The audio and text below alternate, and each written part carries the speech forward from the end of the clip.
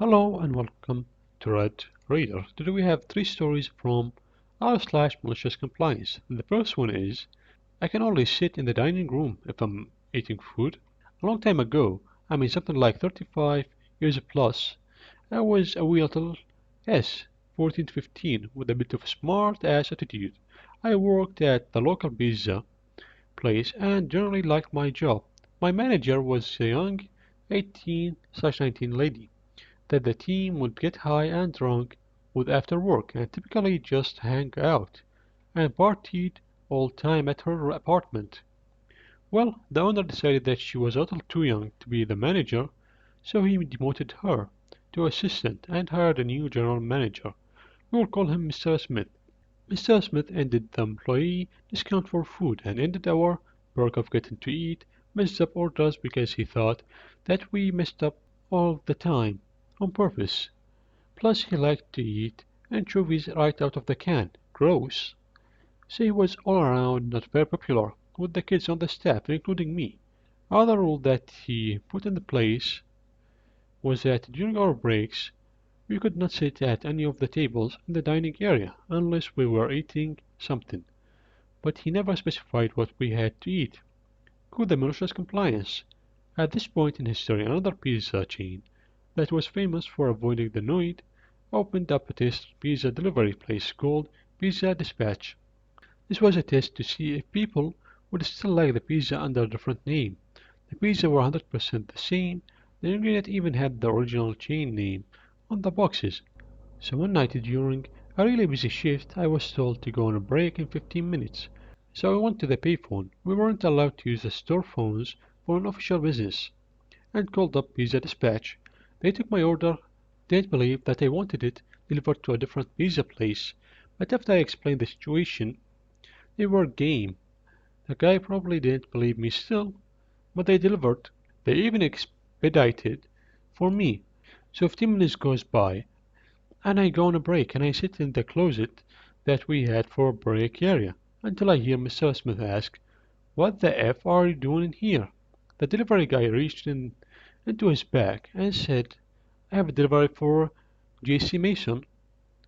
I stepped out and said, "That's me." Under the blistering stare of Mr. Smith, I paid for the pizza, gave a very healthy tip for the speed, then went and sat down at the dining room, opened my box with my pizza. As Mr. Smith came up and tried to make me eat somewhere else, I said, "You said that we could only sit in the dining room on our breaks if we were eating. You bring your lunch every day. Today I brought mine." He got pretty mad, but I didn't push him far enough to get fired. But what did happen is that employee got our discount back. We were able to eat Mr. Porter, and Mr. Smith ended up teaching me a lot about work ethics, how to run a small business, complete inventory, and compute the profit and loss statement each month. This was in the mid-80s, so we didn't have computers in the stores. We did it all on paper. I ended up working for him the entire time. He was a manager at our small restaurant and followed him to another chain later on. I still think about him and the lessons he taught me from time to time. While he wasn't a great manager at the beginning, he ended up being a great leader and mentor. So for our second story, you told me to apply for a different job because you don't provide the benefits. Okay, hey, so this happened to my partner, but I think it would fit perfectly here. So for the past few years, my partner was in a job. He was feeling miserable and wanted to quit. However, couldn't do it, as they told him he would have to pay for the training he received if he leaves. His work doesn't provide any decent sickness benefits. So if you are off ill and want to be paid decent money, you have to take it as a holiday. After I heard and witnessed this, I have told him about the benefits my company provide, plus bigger salary and more holidays. Also, they give your birthday off as an extra day. So over the next week after this talk, my partner has a casual chat with his manager and mentions my work. His manager, Steve, gets defensive and says something along the lines of, "Nobody provides better holiday than this place, and he is on 24 days of holiday working 40 hours a week, excluding public holidays."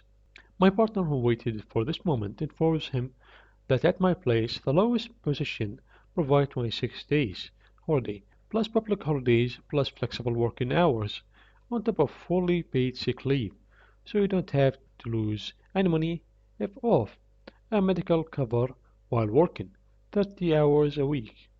Steve gets pissed off. He then shouts, if my partner likes my job that much, he should apply there, believing my partner wouldn't be able to get a new job.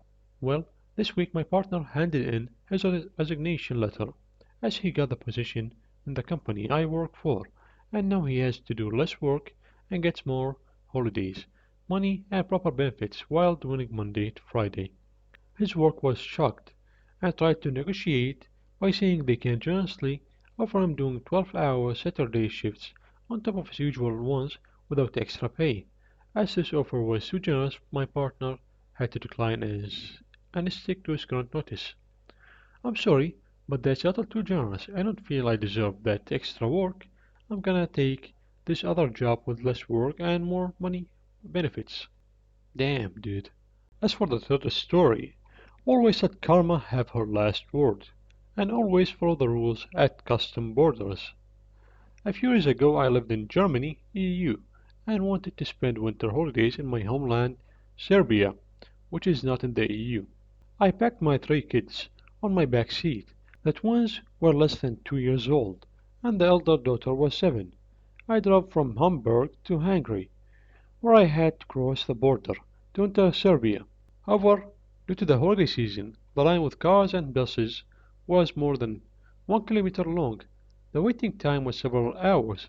There was no other option but to wait patiently and move slowly forward 5 meters at a time.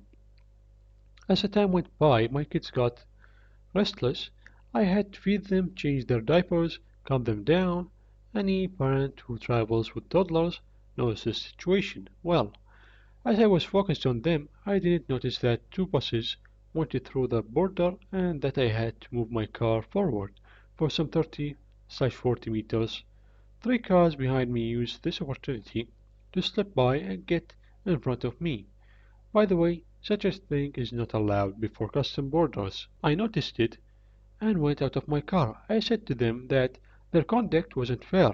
I had 3 small kids in my car, and I wasn't using the situation to my advantage, and if I could wait patiently for my turn, so could they.